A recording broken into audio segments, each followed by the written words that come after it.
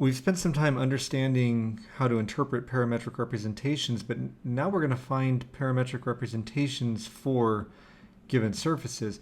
And finding parametric representations is really more in line with the work we're going to see in the rest of the chapter. Our first example is the part of the cylinder x squared plus z squared equals 9 between the planes y equals -4 and y equals 4.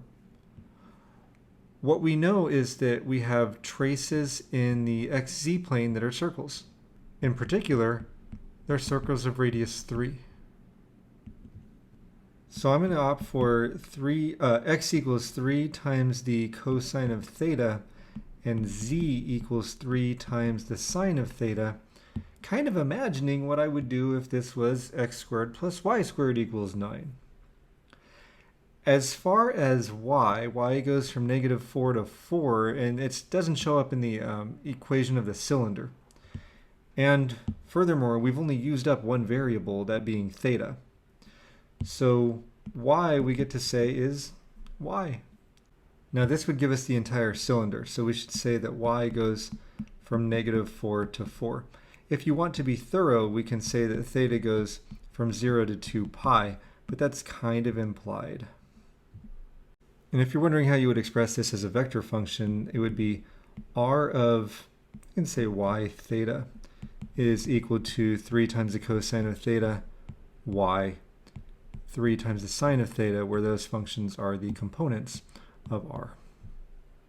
Next up, same instructions, find a parametric representation, and this time we're looking for the part of the plane z equals x plus 3 that lies inside the cylinder x squared plus y squared equals 1. Since we have the equation of the plane and not two vectors, we aren't going to go with the linear combination of a and b like we saw in a previous video. For the plane itself, we could say that x is x, y is y, and z equals x plus 3. That'll give us the plane, but it won't give us the part that's inside the cylinder. So we have to find a way to incorporate this cylinder equation, x squared plus y squared equals 1. So inside this cylinder, we can say that x is equal to r times the cosine of theta, and y is equal to r times the sine of theta.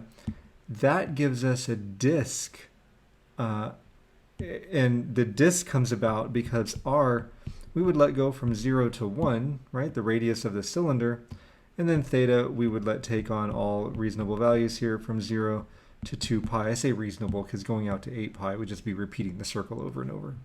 So combining the notion of what's inside the cylinder with what we've already written down for the plane, we can say that x is equal to r times the cosine of theta, y is equal to r times the sine of theta, and z, which was x plus 3, is going to be r cosine of theta plus 3. And then to finish it off, we'll say r goes from 0 to 1, and theta goes from 0 to 2 pi.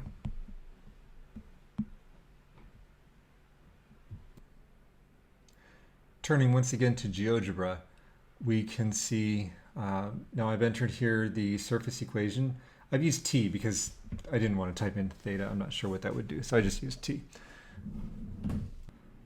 And you can see that our usual view with the x and y axes here isn't offering us very much, but if I turn it a little bit, then we can see that we have this kind of slanted oval disk thingy in R3.